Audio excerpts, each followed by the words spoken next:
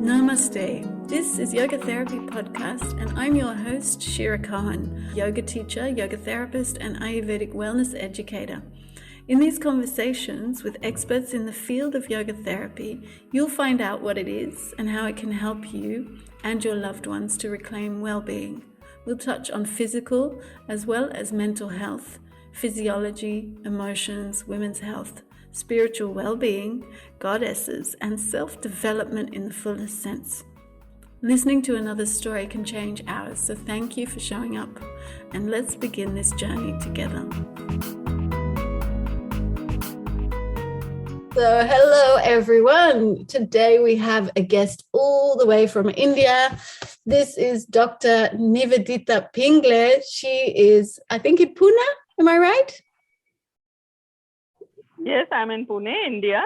Oh, Pune, sorry, yes. She's an allopathic doctor. She's a yoga therapist, and she works mainly with movement and metabolic conditions. So thank you, Nivedita, for being here. And I'm very curious to how you work and your story. Thank you for having me here. Yeah, my pleasure.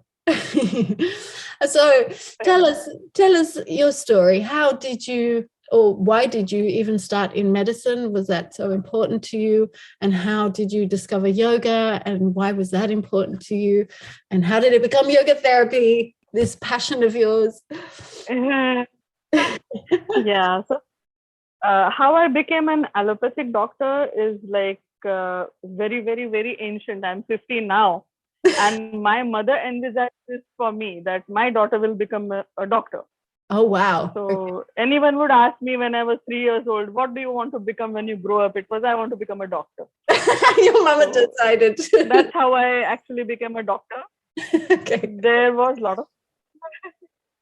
Yes, it is. We are in India, so our parents decide pretty much everything for us.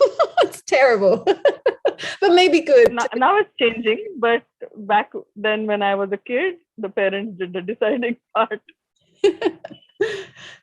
It was more like a conditioning that you are going to become a doctor, Yeah, but do you think it's a good thing that parents decide? Yeah, it's not that good. Like, see, 50 years down the line, we are seeing things very differently as far as child psychology goes and everything. But 50 years ago, these things were decided pretty much by parents. Mm-hmm. And I would not say anything bad came out of it. I mean, I became a doctor at the end of the day. Yeah. Where the job opportunities, the employment opportunities are not very, very many, We don't have something like social security. Like if I don't have a job also, my basic needs are taken care of by the government. Mm-hmm. So it's pretty much we have to do stuff. And in those times, being an engineer or a doctor were the highest paid jobs. Yeah. So you want your kid to do good in life, so have some money. So make, encourage them to become a doctor or an engineer. Mm-hmm. So that's how I did my allopathic, the doctor's course for 4.5 years. Mm-hmm. And there was a 1-year internship after that. And then after that, I actually did not do any medical practice. I straight on jumped into yoga therapy. Oh, really? Why? Yeah. I actually met my teacher, Dr. Karandikhar, who was also an allopathic doctor. Uh-huh. I met him accidentally. As in, when I finished my allopathic doctor's course, my parents, when I was doing my medicine education, my parents used to go to Dr. Karandikhar's yoga center, which is called Kabir Bagh in Pune, for their own yoga practice. So when I came back from medical school, they asked him if I could join him for something like a little bit of a hands-on training, because what you learn in medical school is textbook knowledge. When you actually come into the field and the patient comes to you, it's very different. So then he said that I have been running this yoga therapy center since like the last 6 years, and if she would love to join this, then I don't have any doctors who are learning this from me. I'm teaching this to lay people. Oh, But wow. if a doctor were to come on board and learn the therapy part of it, she will be an asset to the institute, as well as the yoga therapy will benefit from her medical knowledge. Yes, yes. And So then they had me go. Yeah. I just wanted to say there are no accidents. Nothing happens Yeah, like that. exactly. Yeah, actually, because now that you mentioned this, before I took up this yoga therapy course, I had taken up a post graduation admission in uh, an obstetrics and gynecology course. So I was actually going to become a gynec, Oh, wow. an obstetrician. Yes. But for some unforeseen reasons, I left that place, the college, in 10 days, and I sort of ran away from that course. Wow. Because I was destined to become a yoga therapist. I was wrongly placed in that course. I came back to where I was supposed to be. Yeah, wonderful, beautiful. Yeah. And how was that? How was that experience with this doctor? Karandikhar, yes. So he asked me to join them as like a trial for 8 days. He said, come here for a week, look at everything, see what's going on here, look at all the patients and the personal practice. If you like this, continue. Otherwise, I will continue to teach you the medical practice. Oh, wonderful. What a good deal. That's how I landed there. And it was a very nice concept in that you can treat people who are not able to gain that much benefit from allopathic practice because you have joint pain or you have back pain. All you do is eat analgesics and like just carry on. Otherwise, get operated upon, like undergo a surgery. There's no in between. Mm-hmm. There is physiotherapy, which lot of people do, but again that has limitations. There's some flexibility also needed along with strengthening of the muscle. Yeah. There's a few. So when I questions. saw that, yeah. There's a few questions. So when I saw that you can help people prevent their problems, I was literally hooked onto it. Yeah. So that's how it started. Okay. And I have a few questions already. One is pertaining to, okay, you said you can prevent diseases like the chronic diseases where people just take painkillers or work with the symptoms but don't actually change the root cause. Can you also speak to, I know there's lots of skeptics who don't believe that yoga has a potential to help. Can you also reverse these chronic conditions? Yeah. So prevention is more, I would say prevention would apply more to metabolic disorders, lifestyle disorders like heart disease, hypertension, diabetes. Mm-hmm. Suppose someone already comes to me with joint pain, but with the yoga therapy, you can prevent the complications of that arthritis. Okay. And because you start your journey from wherever you are. The first step is always at the first step. Yes, of course. I know. I'm not saying quickly. I'm not saying like a pill you take yoga therapy and it works. But I'm saying, can you reverse it over years, over months, over a long time? Because it's also like these chronic diseases are also due to, this is what I'm asking and what I'm sort of finding through researching a lot of published medical articles. So I've been looking in the high stress and looking at the HPA axis and the psychoneuroendocrinal immunity systems, and that when we start to actually use these pathways in a way that is functional and that we reduce the internal physiological stress, that I have seen remissions and reversals in people with very chronic autoimmunity, because arthritis is autoimmune, is it not? Yes. Yeah. So I will first mention a little bit about the arthritis part and then about the HPOA axis, the metabolic part. Yes, so, please. Now, if we are looking at, say, the arthritis of the knees, so the two bones, the thigh bone and the leg bone, are sort of crushing each other, and then the cartilage, which is between the knee, two bones called a meniscus, is become frayed, it's become degenerated, some of it is got eaten apart, and you have foreign bodies, right? So you cannot reverse that. Okay, no. Whatever damage is done cannot be reversed because that's mechanical damage. Okay, yes. Yeah. But what we can do is, if you teach the person to carry himself or herself in such a way that the distribution of the weight, the body weight on the spine, on these individual bones, is with more alertness, with more intelligence, and more towards natural alignment. If we train them to do that, then the brunt of the weight on the cartilages will be reduced. Yes. Wonderful. So people ask, am I going to become 100? Am I going to get cured by this yoga therapy? So I always tell them, you are not going to get cured of your arthritis, but you are going to learn how to live with the arthritis without pain or with minimal pain. The arthritis is going to stay with you. You have to learn to stay with that arthritis without pain. Yeah. Thank you for explaining that. And it's true. I kind of skipped that idea about arthritis. The bone's already destroyed. There's nothing you can do about that. But can you at least prevent it worsening to the other joints and the rest of the Exactly. So yes. Yeah. Okay. Yeah. The prevention will be for the worsening of the problem. Yeah.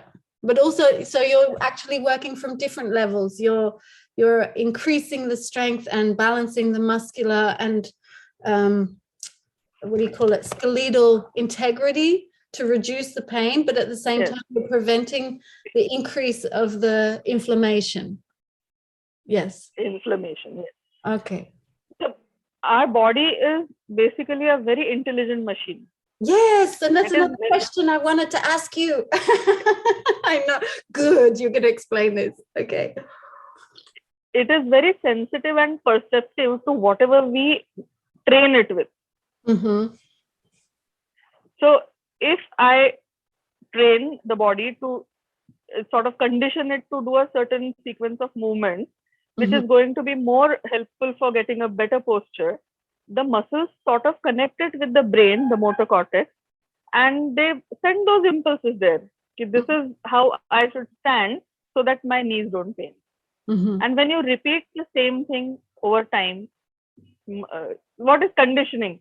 You know the Pavlov's dog experiment? Yes. Ivan Pavlov mentions conditioning. Yeah. Yeah. So that is classic example of conditioning. So similarly, when you condition your body to repeat the same pattern and the sequence, the muscles learn, the nerves learn that this is how I should be to be painless. Yeah. My yoga teacher also in India used to say this. He used to say, your muscles have memory. They remember what feels good. And if you come into a position at one point and that feels good, it's naturally going to want to go back to that position or that holding pattern. Yeah. Yes. Thank you. That is what we are trying to tap into, that's for the mechanical part of things that yoga does. Now, if I'm talking about the arthritis of knees, the way the therapy that I do deals with it, we don't do things so much related to the knee, but we correct the ankle and the foot as well as the hip and the lumbar spine. Yes, exactly. The knee does not function in isolation. No. Well, nothing functions in isolation. But a human doesn't function in isolation. If I were to ask you to sit in Dandasana just with your legs straight, and I tell you that you should not move the foot and not move the hip joint and flex the knee, can you do it? No, of course not. Yeah. So the initiation of the knee movement starts either at the hip or at the ankle. Yeah. So when I want to correct something at the knee, I have to correct things at the arches of the foot. Yeah. At the lateral side of the foot. Yeah. At the ankle joint. At the hip joint. The lumbar spine. If I have scoliosis, then the whole spine is going to sort of press on one knee. The whole body weight is going to. Yeah. And then the foot. and the hip. Yeah, I just want to say, because we didn't mention this in the beginning to listeners, that Nivedita, she is trained in the Iyengar tradition, and me also. I did, I think, about 10-15 years of Iyengar based yoga, and it's so important, especially when we're talking about musculoskeletal issues, that people go to Iyengar taught yoga teachers, because they have much deeper understanding of the body, the muscles, the alignment, and how there's integrity. And that's a very different kind of yoga to vinyasa or ashtanga, which can be detrimental if we have issues in the bones and joints. Yeah. I would just like to mention a small thing. Yes. That I did Iyengar yoga for 2 years. Okay. But my teacher, Dr. For 2 years. But my teacher, Dr. Karandikhar, learned the yoga therapy from Iyengar Guruji for 12 years, and he taught me. Yes, so exactly. I'm not directly Iyengar yoga educated. I'm indirectly. No, I know. We have to say this. I wasn't taught directly by Iyengar either. But there's some very good teachers, Iyengar teachers. Yeah. And they pass. So because Dr. Karandikhar was a medical doctor, so he could bring the medical aspects into the yoga therapy and make it little modified to suit people with really who cannot walk, who cannot sit. So they can do this, tie the legs or the shoulders with the belts and ropes and stuff like that. Yeah, that's why props are so important. I had a lady today who came, and she's really, really, really overweight and really stiff, and a lot of pain in the knees and the back and the hips. And a lot of the time we were doing very simple stuff, like almost Pawan Mukt only, and some kind of stretching and lifting. And everything, she said, but this hurts, or I can't do it. I said, you can do it, you just try and get a little bit more movement in there and see what works, and a little bit extension here, a little bit extension, and breathing. And then you see that she felt so happy at the end because she could do it. Sometimes it's also in the head that people can't. Yeah. Now, I just remembered something my teacher taught me about when you said you do just a little bit today. Yeah. So you must be knowing about the Patanjali Yoga Sutras, right? Yes, yes, but the listeners maybe not. Yeah, but so I'm not going to speak about the sutras. No, okay. But just a little, because the reference is there. So I'm not going to speak in Sanskrit or anything. So the sutra, I'll explain in English what you said just now. What is a movement and what is a moment? Okay. So movement is the sequence of different moments performed by the body. Different, like if you were to take, suppose you are doing, say, Trikonasana, the triangle pose, and you take a picture of every step. So first the legs apart, then the hands by your side, then you start bending. So take multiple pictures of it. And you remember in our childhood, we used to have these books, flip books, where you start rolling the book and you can see the runner, the person throwing a ball, or like animation. Oh, yes, I know what you mean now. Yes. Yeah. So animation, every frame, the picture, if you move it together, it becomes a movement. Yeah. Okay, I see what you mean. So every moment, when you join those moments, they become a movement. Yeah. And what is a movement? When you break it down into moments, it is a, connect the moments, it is a movement. Break down the movement, there's a moment. Oh, that's nice. I like that. And yoga helps you to get the awareness of every moment in time as you are doing that movement. So when I'm doing Trikonasana, I have to be alert about every small moment in that sequence. Yeah. It is already there. Yeah. Not even important. It is. Yeah, Like exactly. The moment itself is important. How are you feeling? And I think that's important too, is that you ask clients or students, what are you feeling right now? And okay, which part of your body is working and which one isn't? What, and are you able to engage this part of your body? And if not, why not? And really start to inquire. Exactly. And then your body becomes like this learning tool, teaching you. We don't need, if we have inquiry and self-reflection, we can go very far. So yoga helps you to become aware of this discrimination in the moment and the movement. And in the Yoga Sutras, it is mentioned as Kshana and Kshanakrama. Kshana is moment, Kshanakrama is movement.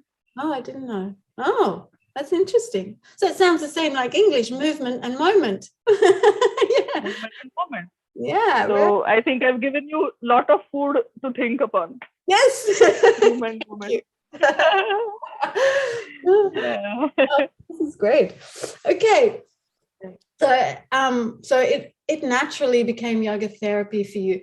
And tell us, so how do you think yoga therapy is different? What about yoga makes it more effective that allopathic medicine is missing, or they don't have this perspective? Like for me, I kind of see it like this is, I think there's a lack of trust in allopathic and Western modern medicine in the let's call it conscious intelligence within bioenergy and life. And I mean, if you look even at a single stem cell, the stem cell is going to reproduce itself and form into different functions, which in itself is proof that there is intelligence in a single cell. Why do we have to keep denying this very simple fact? So I get what you're saying. Yeah. So do you think that's also the underlying problem? Yeah. Before I go to that, I'll just briefly touch upon the HPOA axis part, which we left behind. Okay, yes. Thank you. So, like I said, the mechanical problems we deal with by actually strengthening the muscles or lengthening the muscles and bringing about more balance. But with the HPOA axis, the different hormones that are secreted in our body, which are very much sensitive to stress and all the disorders that ensue because of that. Now, lot of that, those reactions, there are a lot of intermediate reactions to how the hormones act, and they're all dependent upon each other. Some of these reactions are irreversible on a chemical basis. Mm-hmm. Some of the actions are reversible. Mm-hmm. There are a lot of chemicals inside the body, like enzymes and cofactors, which come into play to bring about just a single thing in the body. Mm-hmm. So again, yoga therapy per se will not, suppose I have a deficiency of, say, some enzyme like amylase, like salivary amylase. Yoga therapy is not going to increase that thing. Right? But what we try to do with yoga therapy, the whole hormonal system works on the principle of demand and supply. Mm-hmm. Now, the disorders are going to happen because of either increased demand or decreased supply. Yeah. Intake. If the gland is not, increased demand or decreased supply, some problems are also because of increased production. And output. Sometimes our output is too excessive. Exactly, it's output. Yeah. And if we look at the 5 koshas, if we look at our 5 different bodies, so physical, physiological, so the breath, and then our mental and our psychological. And in some bodies, we take in way too much, like food, for example. People take in way too much. They don't put out enough. And then in the physiological body, we don't take in enough. We don't breathe enough. We don't have good connections that are healthy and healing. But we take out a lot, like we want to produce and make things. Exactly. Yeah, so we're depleting certain bodies, and that's making this huge imbalance. Yeah. Yeah. Yeah. So these things, the different reactions that are taking place in body. So the demand and supply, what yoga can do is moderate these demand and supply balance in a different way. So suppose I don't have enough of thyroid hormone being produced by my thyroid gland, and I'm taking some medication for it. I want to have control on the amount of drug that I need to take. I want to reduce it. I will not say I can stop it, because it's not a good thing to stop these hormonal treatments, because there are a lot of repercussions because of that. But I want to see that I don't have to increase the dose of thyroxine all the time. So if my supply of thyroid hormone is less, can I work around to reduce my demand? So whatever my supply is enough for those many activities. You see, so we can modulate the demand and supply equation for these hormones, though we may not be able to reverse the irreversible reaction. You say we can't reverse the supply and demand? Is that what you're saying? No, I was saying that we cannot reverse some of the reactions that are causing the problem. Okay. And this is because of what? Because some of the chemical reactions which lead to the formation of these hormones are irreversible chemically. It's already happened, you mean? It's already released? Yeah. And all chemical, there are different two types of chemical reactions. Some of them can be reversed, some of them cannot be reversed. But we can get rid of the excess chemicals in our body through physical movement and breathing exercises and food. Exactly. Okay. So that's how we can help to modulate to do that. Yes. Or you decrease the supply. If the supply is less, you decrease the demand also. Yes. And one thing that I discovered through my studies is, I want to just get confirmation or feedback from you, is what I saw is that if we have a pattern of releasing certain hormones all the time because of the stress response in our body, then the receptors of every single cell in our body is going to be more open to accepting those hormones than it is to the other hormones, which would actually bring back balance. Is that true? Yes, exactly. Yeah, to some extent, yeah. So that's what we're trying to do. So then we've conditioned the cells as well as the muscles and the nervous system either for a bad habit and pattern or a good one. Exactly, because the body is very resilient and it changes to what you are giving it. Yes. No? It's like a child. We teach it. We're the parent for that body. Yeah. So whatever you feed it, it's going to work on it. So it's up to us what we feed it, what we inform it about. Yeah. Have you ever heard this beautiful little story, very short parable from indigenous American people? There's an old man and a little boy, the grandfather and the grandson, they're talking. And the grandfather says to the little boy, we all have an angry wolf and a friendly wolf, but they're always getting into fights. They get into fights all the time. And the boy says, and who wins? And then the grandfather says, whichever one you feed. Exactly. Yeah. There's also the similar parable about the grass being greener on. So which side the grass is greener, the one which you water. Okay, that's the Indian version. I love that too. Yes. That's true. Yeah. And I think people just, what they're missing the most is education on this. We've given our health over to doctors. We've given our lives over to the state. We give away everything. We've become infantilized people, and we have to start educating ourselves again in all these aspects, not just finance and career and education of how to get a job, which is only one aspect of life. Yeah. Now coming back to your question about medical doctors. and the medication, how they get to things. Now, Okay. see, I have heard this from, like, he's written a lot about it. Osho Rajneej, you must have heard of him. Yes. Forget the unsavory part of his whatever he did. But he had some wisdom. He still has some wisdom. Yes. Forget the Rolls Royces and the Oregon thing. But, like, I don't mean to say that one should condone the bad things in support of the good things, but I'm just quoting it because it sounds very like logical.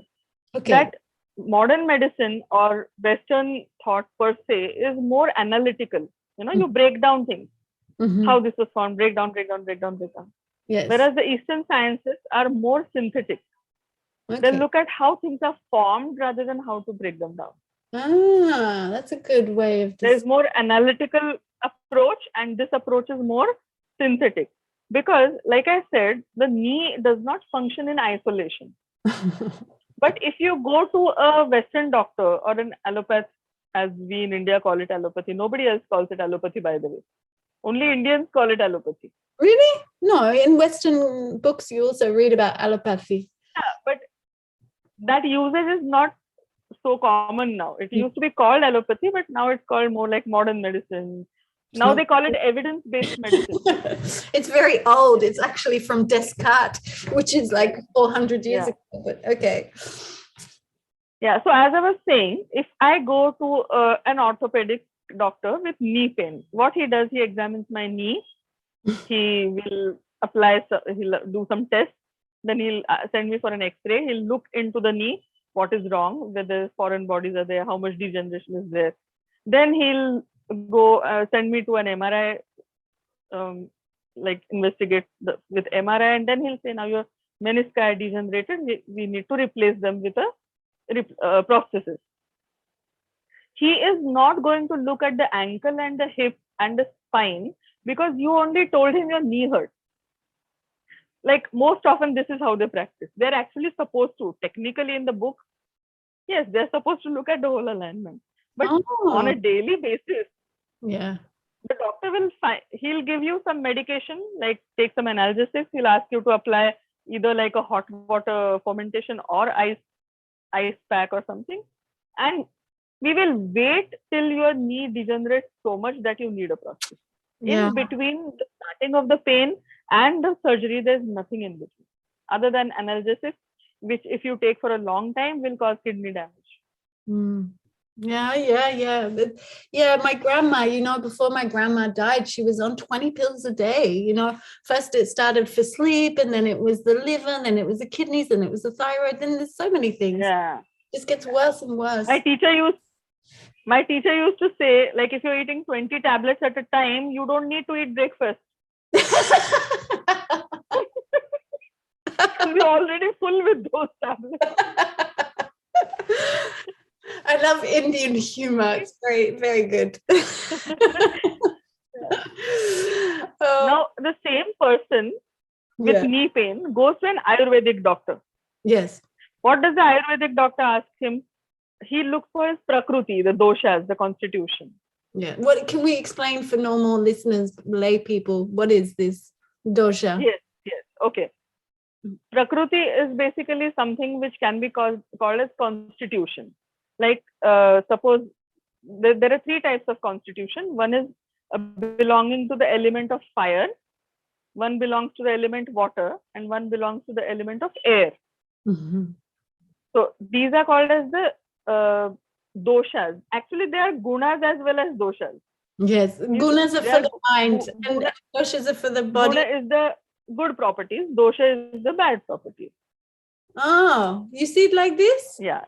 I see it like the doshas are for the physical, physiological body, and the gunas are more for the mental, psychological body. Yes. The gunas, sattva, raja, and tama for the psychological body. What I mean to say is that when these air, fire, and water in the body are in harmony, they are in harmony, they are good for you. Yeah. Yes.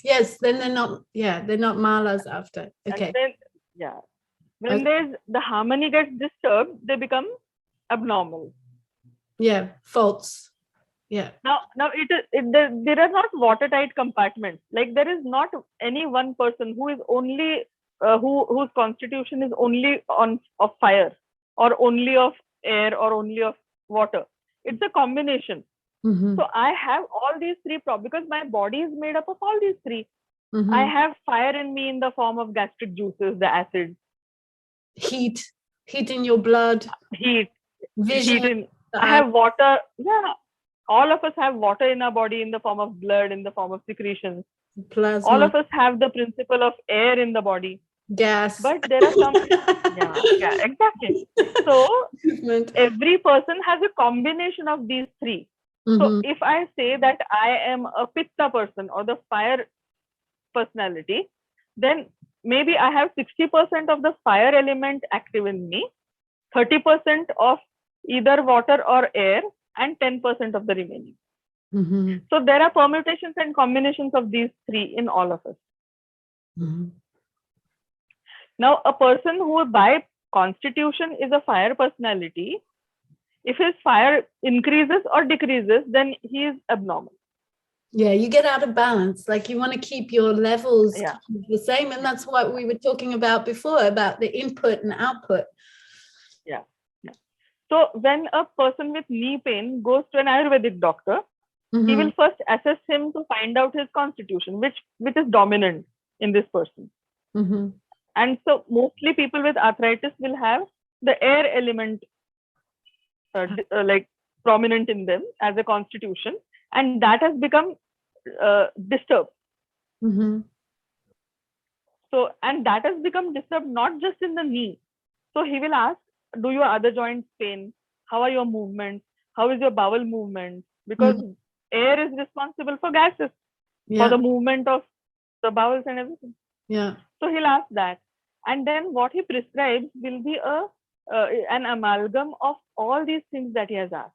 Yeah. And they also, Ayurvedic doctors also prescribe movement and breathing, not just foods and food.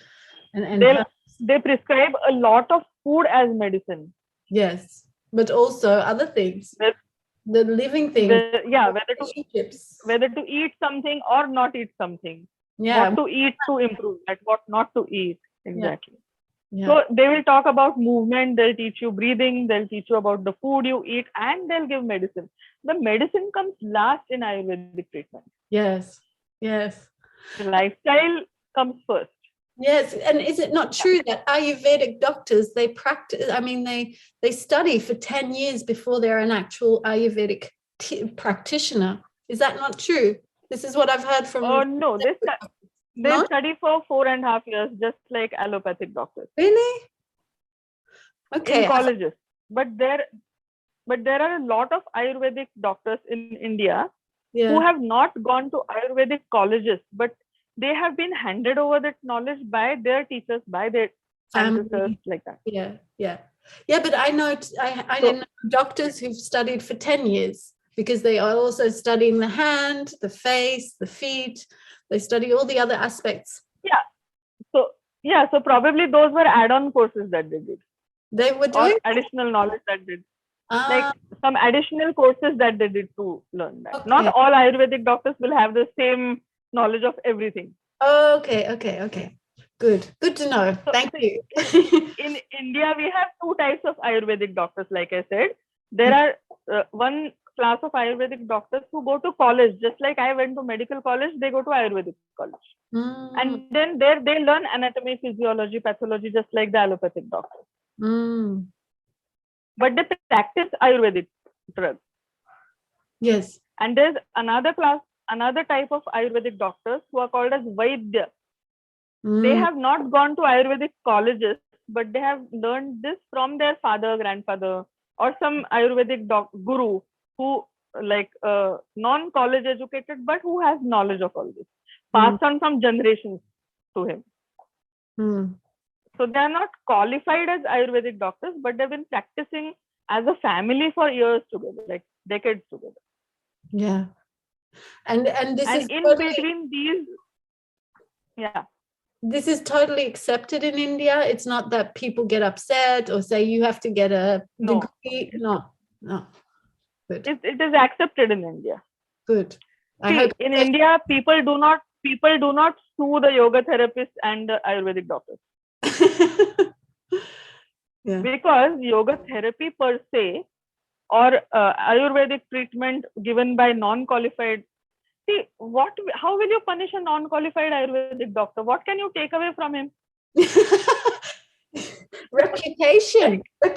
I don't know. That's what they love to do here. It's all about reputation. Only reputation. Yeah. But I, as a Western allopathic doctor, if I do some negligence, they will take away my license to practice. Someone who doesn't have a license to practice doesn't fear of the license being taken away. No, but but if you practice because you want to help people, you're not going to do that anyway, no? Anyway, so even if something goes wrong by mistake, people by and large in India have a lot of faith in their doctors. So they don't go to the police or to the legal justice system to, like sue this Ayurvedic doctor, he did this to me. So there's a little difference in the perspective of the West and how we deal with these things here. Another reason is that our justice system is very delayed. We have a lot of pending cases. So if I make a complaint against the doctor today, probably my grandson will be there to get justice.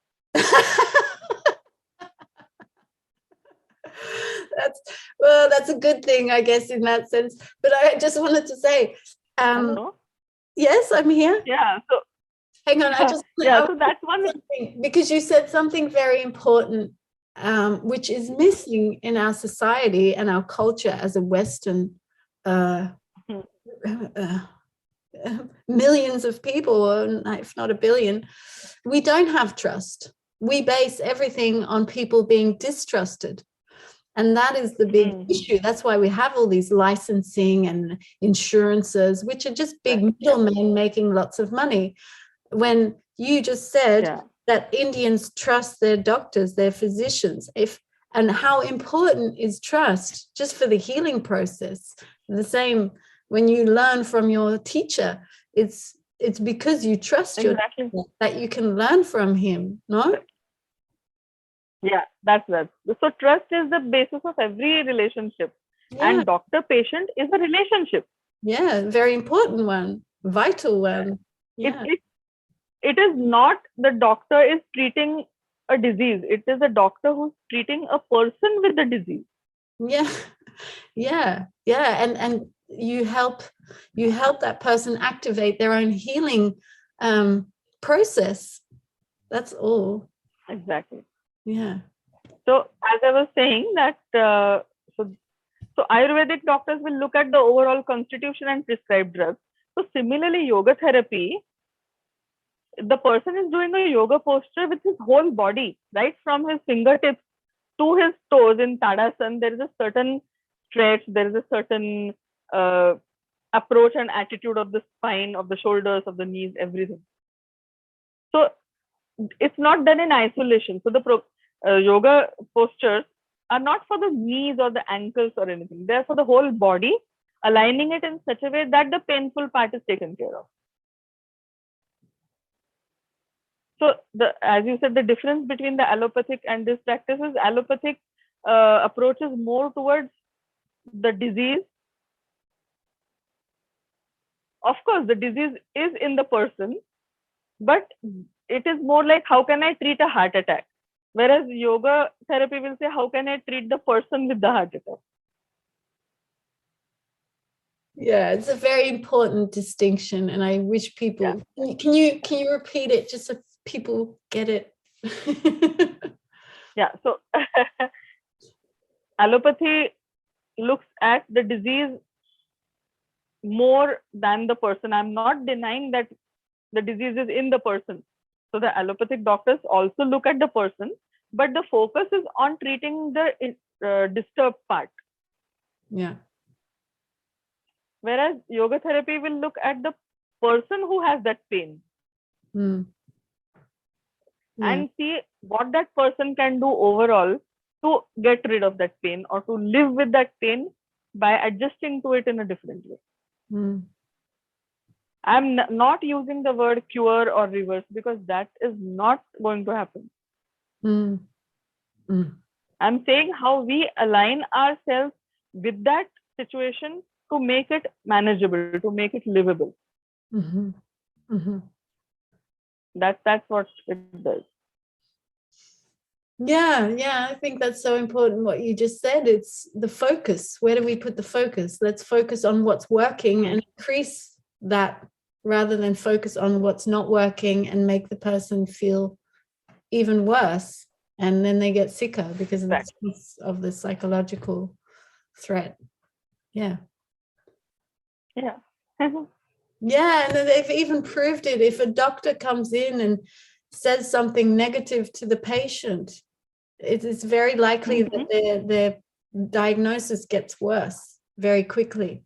Whereas if a doctor comes in with this confidence, sorry, okay, then there's a bigger chance that person will heal quicker. It depends so much on that relationship of trust. And and also it depends on the happy hormones. If you have the happiness hormones circulating in a higher amount, the positivity is better and your response to the treatment is better. Mm-hmm. Mm-hmm. Yeah, and if you're stressed out, the happy hormones are not there to help you heal. Yeah. Having said that, there's a lot of toxic positivity going around. Fake positivity, denial. Yeah, in the sense that my house is burning, but no, I am all happy. No, that is denial. So there's a lot of toxic positivity doing the rounds, which we should be aware of. And positivity in the sense, not deny that I have an issue, but be positive that it will change by some actions which are going to be taken by. Yes. Yeah. Exactly. Yeah. So you were asking me something? Yeah. I just wanted to ask, so what are happy hormones? Tell us which hormones make us feel happy. There's a hormone called serotonin or dopamine. When you eat a chocolate, these hormones are, why do most people feel good by eating a chocolate? I have no idea. Those who like the chocolate. That is because the intake of chocolate releases these hormones in a brain. They are neurological hormones actually. What's it called? Chemicals. Which one? Serotonin, dopamine. Oh, so, serotonin, dopamine. Okay. And there's another hormone called oxytocin, which is the hugging hormone. Yes, the love hormone, the baby bonding. The love hormone. Yeah. From chocolate. So, these hormones are responsible, or these neurochemicals are responsible for being mood lifters, mood uplifters. Yes, I know, but I didn't know chocolate was doing that because I have a serious addiction to pure chocolate.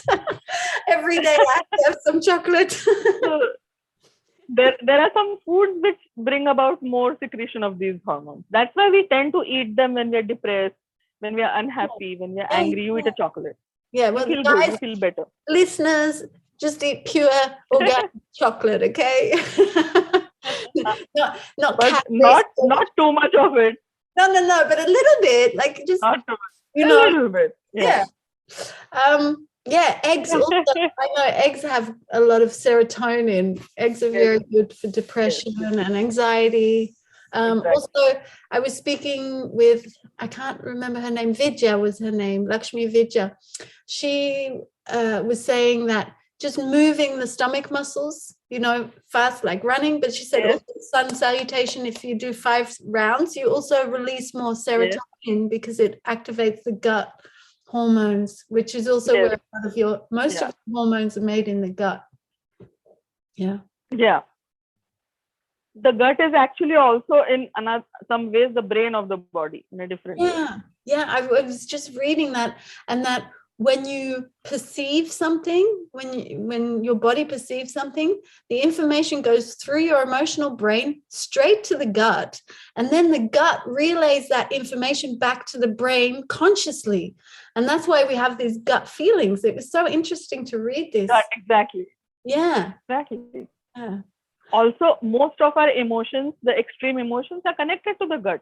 Yes. Extreme hunger, you get pangs in the belly. Yeah.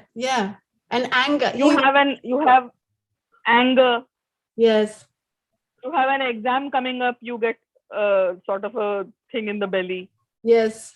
You fall in love, it's in the belly. You fall in love, you have butterflies in the stomach. Yeah. Everything happens there, you know. Yeah. It's pretty much the playground of the other organs. Everything that happens in the body goes and acts it out in the gut. Oh, that's so interesting. Thank you for sharing that. Yeah. Yeah. And how important do you think emotions are to our health? Physical, psychological, physiological? Very much important, because like what happens in the mind pretty much influences what happens in the body. Mm-hmm. I'll just quote as an example, a personal anecdote, if it's okay with you. Yeah, sure. Yeah. Last couple of years, because of the COVID situation, the pandemic situation, my yoga clinic had to be shut down. Because I was paying a huge rent and people were not coming in. So I had to shut down the clinic. And I am right now also in a transition from my original home, which has gone for like construction. I'm living in another place which is rented out. Okay. So I do not have the facility to take in patients at home because it's a very small place. Mm. So at 50, the pandemic left me unemployed. Yeah, well, me too. Not unemployed, but I have a lot less work, and it's for a lot of people who are self-employed. Exactly. Yeah. That was in the first year of the pandemic. In the second year of the pandemic, I lost some of my near and dear ones, either to the pandemic or for some other causes. Mm-hmm. Like I lost my mentor. I lost Dr. Karandikhar of Kabirbag, my yoga teacher. He died in June. Then there was a Canadian yoga teacher by the name David McCammon, mm-hmm. who used to live in Calgary, and he also was a senior Iyengar teacher. Mm-hmm. In fact, they call him the father of Canadian yoga because he was the one who sort of introduced yoga in a big way to the Canadians. Okay. I lost a couple of my patients at a young age, so there was so much of these negative things happening. The first year I lost my job. The second year was losing people. So last 2 years I've been like, not wanting to get up and do things, and so sleeping over because there's no morning 6 o'clock class. So I would get up at 8, 8:30, 9, anything. Gradually in the last year, I started taking some offline and some online classes, but at 10 o'clock instead of 6 in the morning. So my mind was not in a good space because of all these things. Mm-hmm. And then I started having a lot of body pain, knees aching. So I want to sleep more. I don't want to go out because I'm not going out. I'm not moving. My pain is increasing. Because my pain is increasing, I am still not wanting to walk or do any movement because my mind is not giving me the, the mental support to do these things. Mm. Now, as things turned out, just this week, I have joined a medical college as a teacher. Oh, good. I'm so happy for you. In pharmacology, which is the drug science, exactly what I've been working for, prevention of taking drugs, and now I'm going to be teaching out there. And what are you going to do there? What are you going to do there? I'm going to be teaching the medical students about pharmacology, the drugs and how they act and stuff like that. And you're going to tell them it's better to do yoga therapy. Yeah, I will insert that, Good. I'm sure you will. That's how we need. As I was saying, we have to infiltrate pharma through this way, because there's no other way, I think, to beat them. So the last 2 years, in contrast to that, the last week, the medical college is quite far from my place. I travel around 13 kilometers one way on a scooter, not by car, on a scooter, like a small motorbike. Yeah. So 25 kilometers daily I drive. Suddenly, from the last 2 years where I was not doing anything because my mind was not in a good space, to this last week, most of my body pain, I used to not go out even for 5 kilometers because I have back pain. Now I'm going 25 kilometers and I'm still here talking to you for the last 1 hour without any, I'm more energized. I feel more energetic. I feel more at ease with my body because my mind is in a good place. Yes. All those worries and anxieties niggling at the back of the mind. How am I going to make money? How am I going to pay my expenses? That is being taken care of by the job. So my mind is in a good space. So my activity level is increased. Instead of waking up at 9 o'clock, I'm waking up at 6 o'clock and still not feeling tired or drained or want to sleep. Beautiful. Whereas in those 2 years, I was sleeping at night, late sleeping in the night, like 1 o'clock, 2 o'clock, watch Netflix and everything. Terrible spiral. Chocolate. And wake up at 6 o'clock, 8 o'clock. And wake up late at 8 or 9. And then because I'm sleep deprived, I sleep in the daytime again. But now that my mind is in a good space, all these issues with my body are slowly regressing. So the mind is very much important for regulating what the body does. Yeah. Well, the way you were explaining your story, first of all, thank you for sharing that story. And I think it's very important for people to hear that, because I think that's the case for so many people. If we would be honest, before you mentioned false positivity, fake positivity, and there's a lot of that. And I reached out to different groups of people to explain my situation, because one, I want to open this conversation. Two, I want to remove stigma and shame because that is associated with it. And three, everyone's going through a difficult time. And when you described your story, it was very clear it was catch-22. The less you were doing, the less you want to do, the more difficult it gets to do things, the less your mind is in a good state, and therefore it continues. It becomes this spiral. And then as soon as you change that spiral, it can go the other way. But I think, it helps when we can be open about these conversations, because it removes already the stigma and therefore the psychological stress, which brings you down more when you cannot share your story. So you're lonely in that experience also. Yeah. So thank you very much, Nivedita, for sharing that, because that's thank you so much for having me. No, I just mean it's brave that you share that and that you give that as an analogy for us to realize. And I'm sure a lot of people can relate to that. I've seen that in many people, and also myself. The last few weeks, I've also felt very tired and kind of disappointed in the way situations are going. And I see a lot of people, even friends and a lot of students. I also have to stop teaching some classes and find other work, because people are just not doing. A lot of people are feeling what you're saying, what you were saying, that you get tired and don't want to get up. And so there's a lack of activity. Actually, there's a very illogical expectation from people that if you are a yoga teacher or a yoga practitioner, you should be never tired. You should be always smiling. You should be always calm and composed. It's not like that. We are human beings. And they always think we feel good and positive and that we can't. It's not true. we get trapped into this need to continuously project that to people, because they come to find peace and calm to your yoga studio. If you are angry, if you are sad, they are not going to believe that you can help them. Yes. And so we put on this mask of happiness, even if we are sad inside, or if we are struggling, we don't accept it in front of people.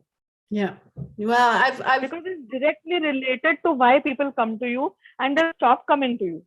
Yeah. But I in 2018, I just started to burn out. I was having a burnout and I was realizing it. And I'd been also doing a women's empowerment initiative, and it was all about transparency and accountability and honesty and having real conversations.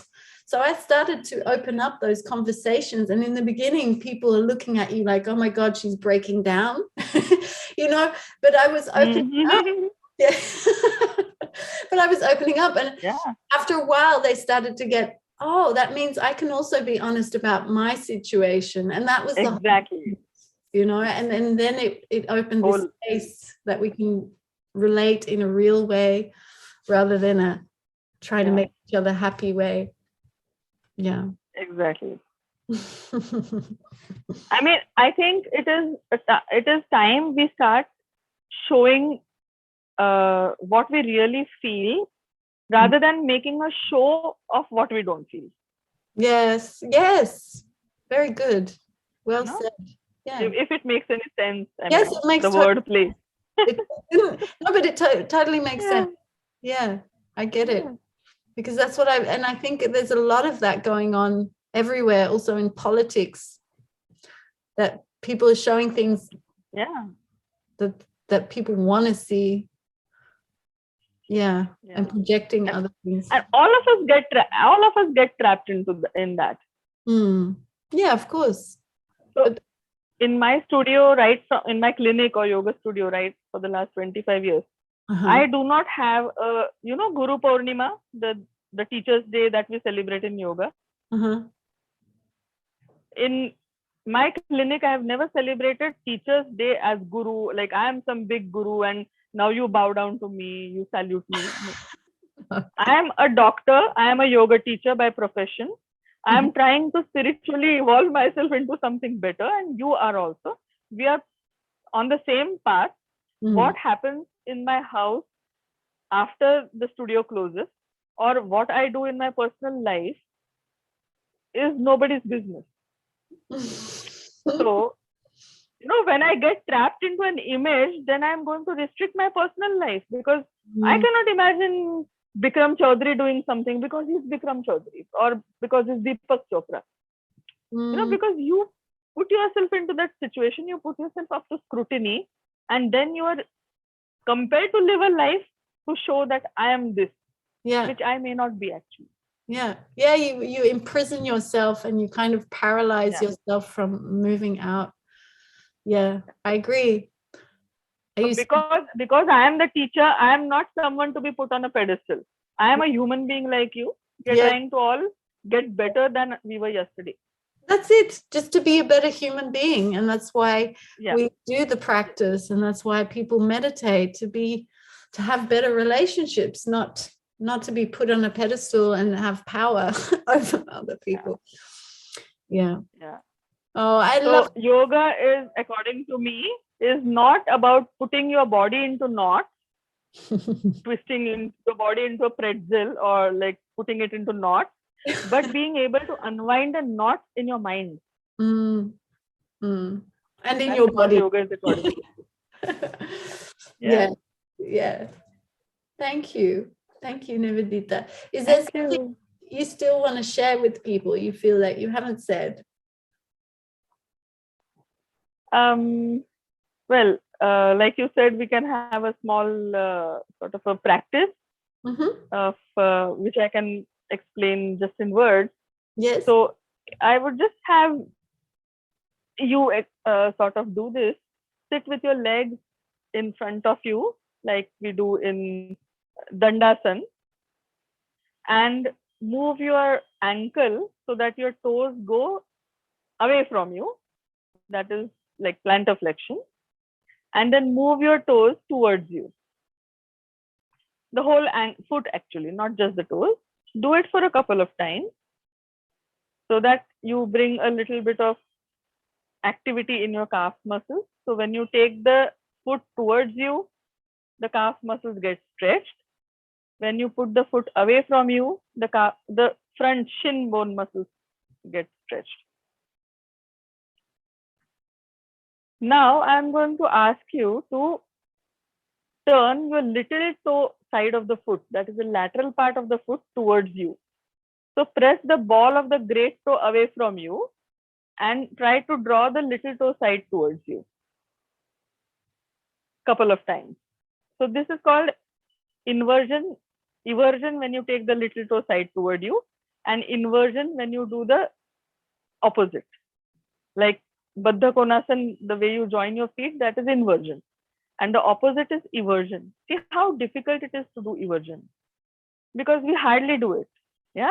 Yeah.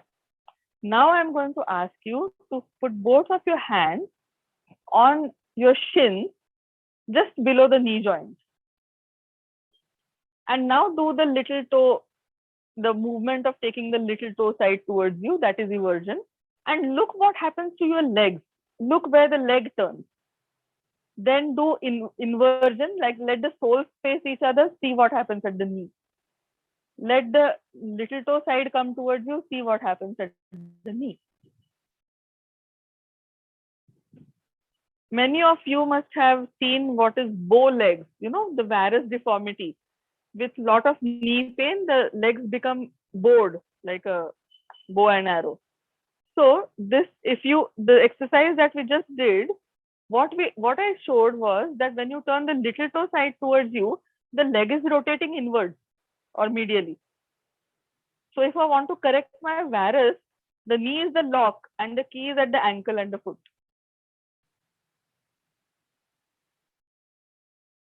So the movement at the foot is deciding what happens at the knee.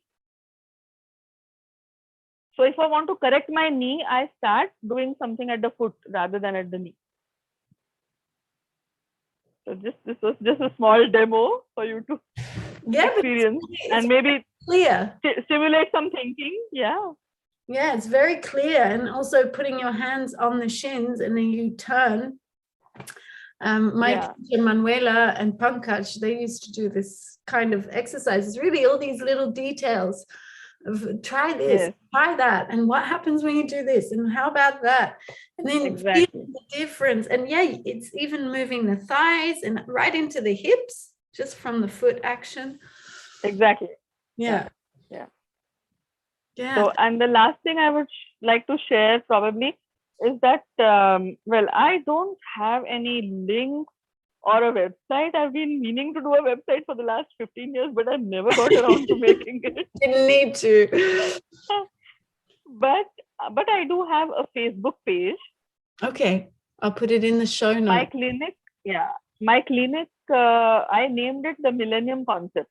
Oh, wow. Because I started in 1998. Wow. And the word millennium was just very popular at that time because we were nearing the end of the millennium and the beginning of the next one. Okay. So that's how I named it. Like yoga therapy is the Millennium Concept. Yeah. Nice. So my Facebook page goes by that name. Okay. And there's not a lot of activity which has happened on that page because sometimes I'm a paradox actually in some ways. I'm technically actually very advanced, but there are some issues I'm not able to circumvent somehow or the other.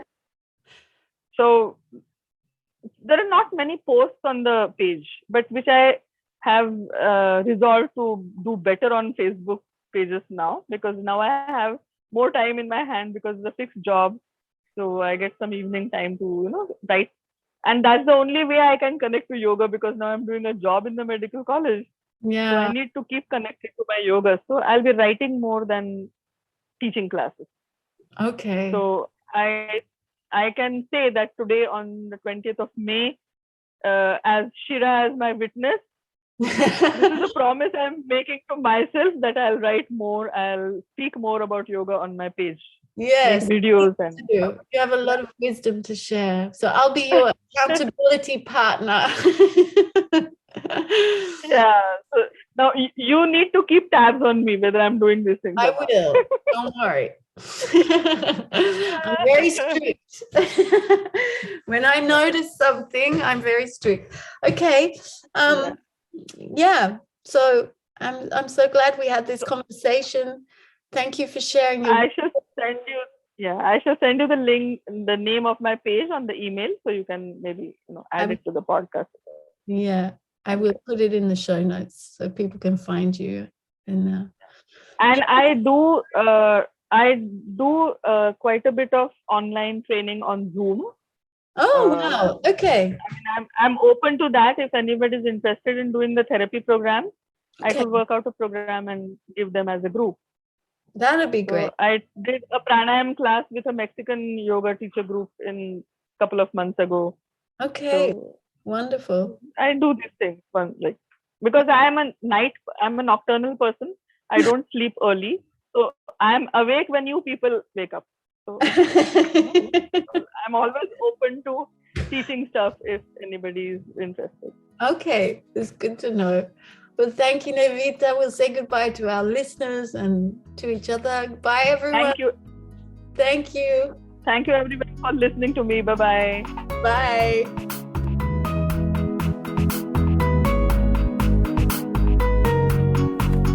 So, thank you, everyone, for staying to the end of the podcast.